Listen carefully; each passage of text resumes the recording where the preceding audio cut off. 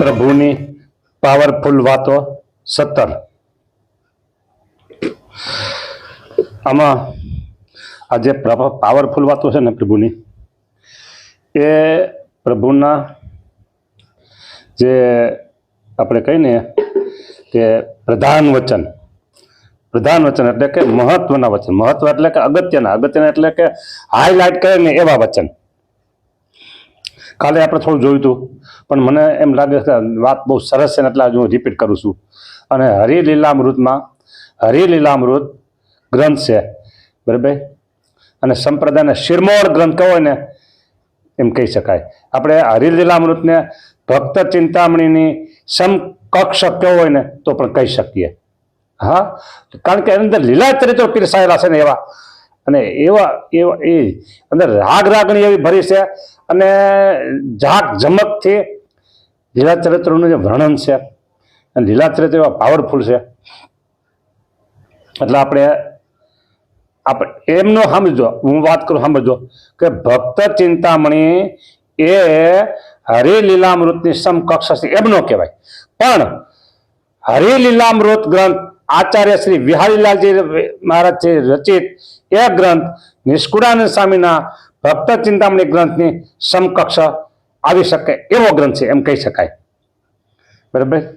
એવી રીતે હા, એ ગ્રંથમાં એમ કીધું છે કે પ્રભુના લીલા ચરિત્રોનું પુનરાવર્તન થાય તો એમાં દોષ નથી. પુનરાવર્તન એટલે કે એક ને એક વાત પછી બીજી વખત કે આજે કીધું પછી કાલે કઈ.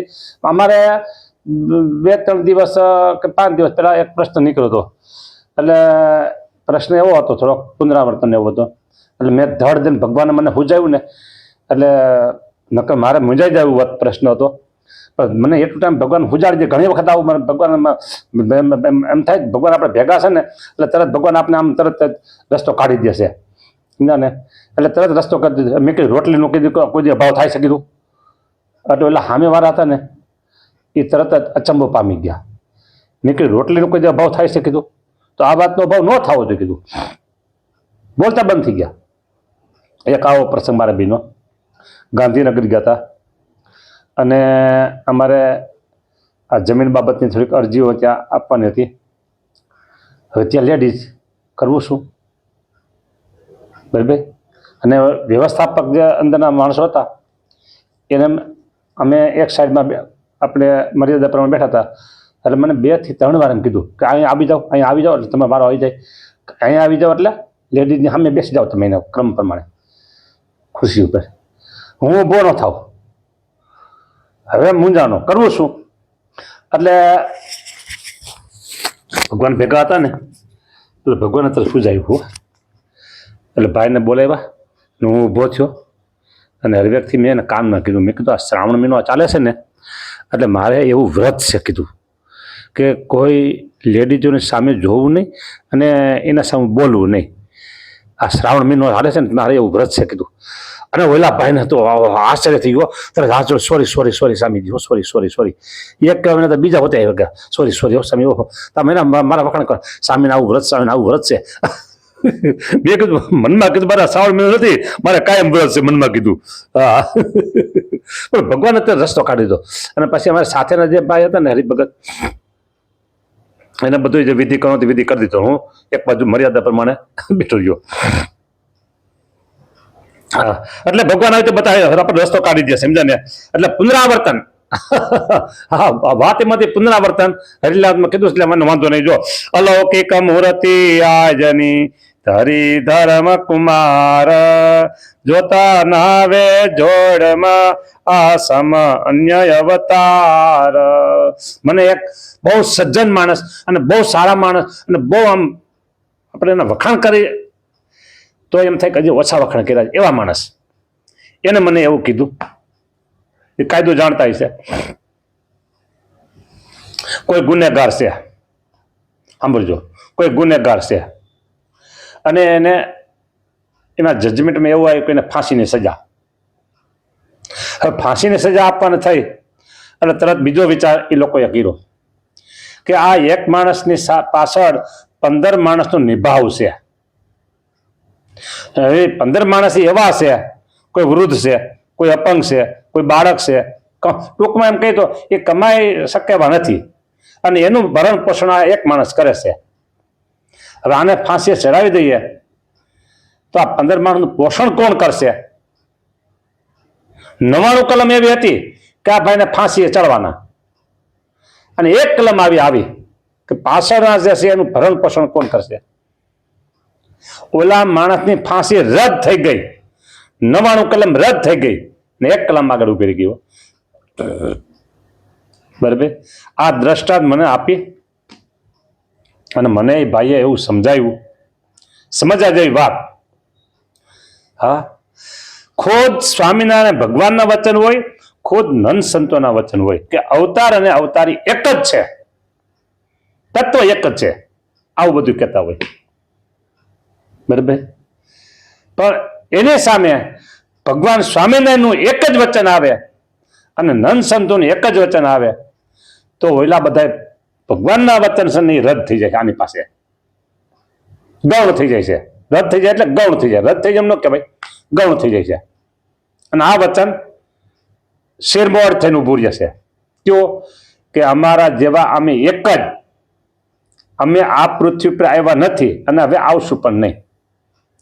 અવતાર અને અવતારી જુદા છે ને આવો વાત. હવે હરિભક્તો, તમને હું થોડીક કરબદ્ધ સાંભળજો, બે હાથ જોડી હરિભક્તો તમને હું વિનંતી કરું છું એમ મારે કેવું કે પ્રાર્થના કરું છું એમ કેવું કે શું કરવું છે મને ખબર નથી પડતી આમાં કાંઈ. બરાબર, પણ હું તમને એટલું કહું, અત્યારે એક ગ્રુપ એવું છે, આંગળીના વેઢેથી ગણી શકાય ને તો ગણાઈ જાય એટલા, પણ એ ધોકો ને ધડકી ગામડાની ભાષા છે, ધોકો ને ધડકી લઈને મંડી પડ્યા છે. કોઈ પણ સંજોગોમાં સ્વામિનારાયણ ભગવાનને મોટા થવા દેવા નથી. આ અંદરના જ માણસો છે. ગુણાતીતાન સમ કીધું અંદરનો કુસંગ બહારનો કુસંગ, એમાં અંદરનો કુસંગ. બરાબર, એ શાસ્ત્ર વાત કરે છે. તો હું શાસ્ત્ર પ્રમાણે એક વાત બીજી તમને કહું કે એક બાળક, ગામડાની વાત છે, એક બાળક ગામડામાં શેરીમાં બજારમાં રમતો રમતો ઘરે આવ્યો, 11 વાગ્યાનો સમય, અને આવી અને તરત એને ઘરમાં એના મમ્મી હતા ને એને કીધું, એ બાપની બાયડી ખાવા દે. શું કીધું ને? હું રિપીટ નહીં કરું. એ બાળકે એમ કીધું કે મારા બાપની બાયડી મને ખાવા દે. હવે બોલો, અને એક અક્ષરે ખોટો છે આનો? એટલે એની મમ્મી જે હતી ને એના આડું ફરું જોયું, હાવીને ગોતી ન મળી. પછી જોયું તો બાથરૂમ બાજુ લુગડા ધોવાનો ધોકો હતો. પણ છે તો આમ તો પોતાનો દીકરો એટલે ધોકો ગોતો ખરો, પણ માર્યો નહીં હો. પછી એને પણ એને ધોકો ગોતવો પડ્યો, ફામીને ગોતી પડી. બાજુમાં ઘર, એ બાળકે આની સાથે રમતો રમતો ઘરે ગયો, 11 વાગ્યાનો સમય થયો. એ બાળકે એમ કીધું, મમ્મી મમ્મી મને ભૂખ લાગે, ખાવા દે ને. એટલે તરત જ એને મમ્મી છે ને બીજું કામ મૂકી અને તરત જ બાળકના વાહમાં હાથ ફેરવી આપી દો, બેસ આપી દો તને ખાવા. બોલો, વાહમાં હાથ ફેરવો અને મને ધોકો ઉપાડ્યો. આટલો ફરક. વાત બેયની સાચી હતી હો, બેયની વાત સાચી હતી. બરાબર, 1 2 3 4 5 6 7 આમાં આંગળીને વેઢે ગણીને એટલા લોકો એમ કે છે કે બાપની બાયડી ખાવા દે. બોલો, શું કરવું એમાં આપણે? બરાબર, અને વિશાળ સમુદાય છે ને એમ કે મમ્મી મમ્મી મને ખાવા દો ને. આ દ્રષ્ટાંત કેવું છે? એટલે મારે તમારા કલ્યાણમાં ક્યાંય કોઈ વિક્ષેપ ન થાય, વિઘ્ન ન આવે, અને તમારી મતિમાં ભ્રમ ન થાય, તમારી મતિ ફરે નહીં, એની ચિંતા મને રહેશે. હા, એની ચિંતા મને રહેશે. એટલે હું તમને આ વાત એમ કરું છું કે અલૌકિક મૂર્તિ આજની ધરી ન ધરશે કોઈ, બસ સ્વામિનારાયણ ભગવાન જેવા ભગવાન છે. અરે આવા ભગવાન આપણે મળ્યા છે ને બસ એ હું તો તમને હજી અહીંયા સુધી કહી દઉં કે એની વાતે નો તમે કાનમાં ધરો અને મારી વાતને તમે કાનમાં ન ધરો. સાંભળો, મારી વાતની તમે કાનમાં ન ધરો, એની વાતની તમે કાનમાં, એની એટલે કોની યુટ્યુબમાં તમને ક્યાંક છે આડા ક્યાંક મિત્રમાંથી આમથી તેમથી ગ્રુપમાંથી ક્યાંક આવતું હોય તોરી વાત છે. ન આવતું હોય તો બિંદાસથી ભજન કરો, સ્વામિનારાયણ સ્વામિનારાયણ ભજન કરો બિંદાસથી. આ તો કોકને એવું આવતું હોય એટલે મારે થોડું કોકને જગાડવા માટે કેવું પડે. જાને સાધુ જગાડે, શું સાધુ જગાડે સંસારી સુવાડે, બસ આપણી જ વાત. એટલે હું તમને જગાડવા માટે આ વાત થોડી કરું છું કે ક્યારેય કોઈની વાતમાં ભ્રમ થઈને ભ્રમાઈ ન જતા તમે. એક ભાઈ મને કીધું કે હું તો ગુણાતીતા સ્વામિનારાયણ મારા ગુરુ જ્ઞાન ગુરુ અને ગુણાતીતા વાતો મેં એટલી વાંચી મારાથી રહેવાતું ને એટલી વાંચી. તો પછી મને કે હું ફરી ગયો. કેમ કે આવું મેં વાંચ્યું એટલે લે. તો ભાઈ તમારી સમજણ છે ને કેટલી કાચી, તમે ફરી ગયા તો. અને હું તમને કહું ને મારે મારા વખાણ ન કરાય પણ છતાં તમને કહી દઉં, અત્યારે આ સેવક છે ને તમારી સામે વાત કરે છે ને એ અડગ એટલે અડગ ઉભા છે હો. મારી ઉપર તોપના મારા થાય છે, તોપના મારાઓ થાય છે હો કે તમે આ ખોટું કરો છો, ખોટું સમજો છો, ખોટું સમજો છો, ખોટું સમજો છો, તમે આમ સમજો આમ સમજો આમ સમજો.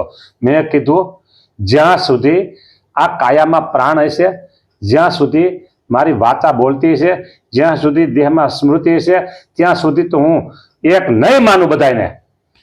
મારો બાપ સ્વામિનારાયણ કોણ છે એ મને મોટા ઓળખાવ્યા છે, મોટા ઓળખાવ્યા છે કે જે ભગવાન એને વાતો કરતા હોય ને એને ઓળખાવ્યા છે. હા, એ શું ખબર પડવો ને. હા, કોણ સ્વામિનારાયણ ભગવાન છે એ. હા, એટલે હરિભક્તો તમે છે ને સાવધાન રહેજો, બરાબર. કારણ કે આ તો દુનિયા છે ભાઈ, સંપ્રદાય એ આ તો દુનિયા છે અને યુટ્યુબમાંથી બધું આવતું હોય. બોલો, હા, ઘણી વખત તો મને એમ થઈ જાય ને ચક્રમ ભમ થઈ જાય ને યુટ્યુબમાંથી. એમ હું ગોતો સારું કંઈક આવે છે એમ ગોતો.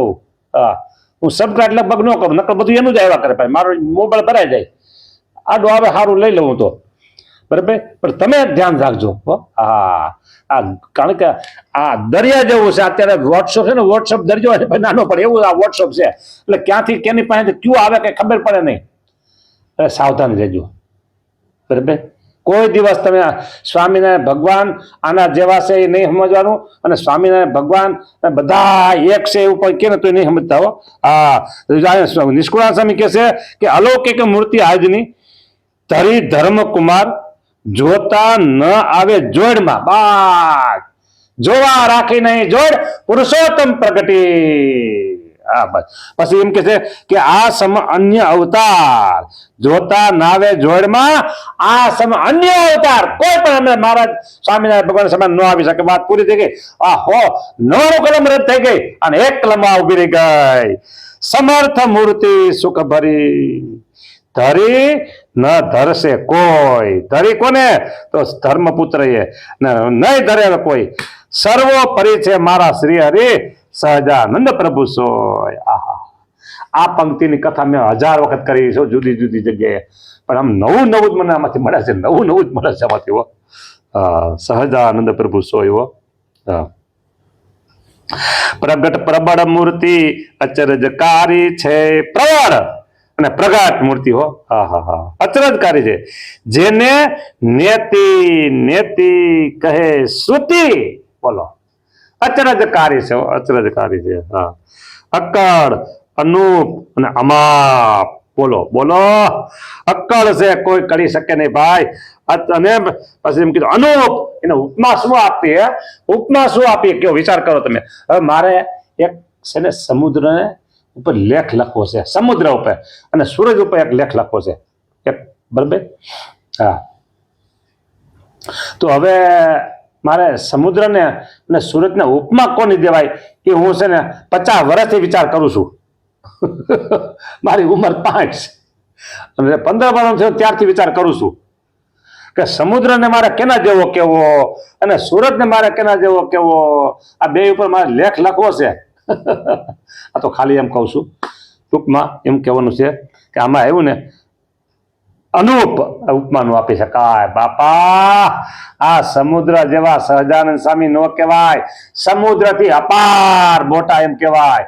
અને સુરત જેવા પણ ન કહી શકાય, સુરતથી પણ અપાર વિશેષ આહા પ્રકાશમાન મોટા મારા સહજાનંદ સ્વામી.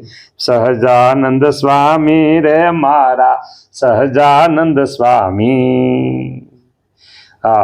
એમાં ન મળે કોઈ રીતની ખામી મારા સહજાનંદ સ્વામી. એ તો છે જીવ જીવ પ્રત્યે અંતર જામી મારા સહજાનંદ સ્વામી, મારા સહજાનંદ સ્વામી. હું તો એવા પુરુષોત્તમ વર પામી, હું તો એવા પુરુષોત્તમ વર પામી મારા સહજાનંદ સ્વામી, મારા સહજાનંદ સ્વામી. સ્વામિનારાયણ ભગવાનની જય.